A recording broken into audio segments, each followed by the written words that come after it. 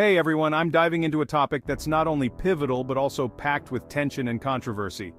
Today, we're talking about the 2023 Zimbabwean elections, a scenario that's left citizens and observers worldwide on edge. Imagine you're in Zimbabwe, eager to cast your vote, hoping for change or stability.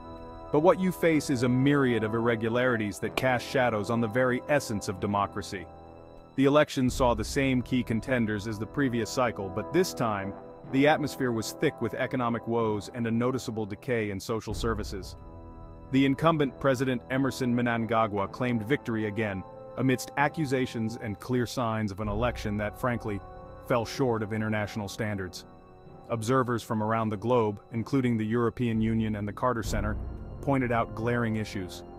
We're talking about voters' names missing from rolls, biased media coverage, and downright intimidation at polling stations. It's not just a flawed election, it's an environment that breeds fear and skepticism among the electorate. Now, the Southern African Development Community, or SADC, has a crucial role here. They've observed, they've reported, but the big question remains, will they step in decisively? There's talk of power sharing or even pushing for fresh elections, but nothing concrete has emerged.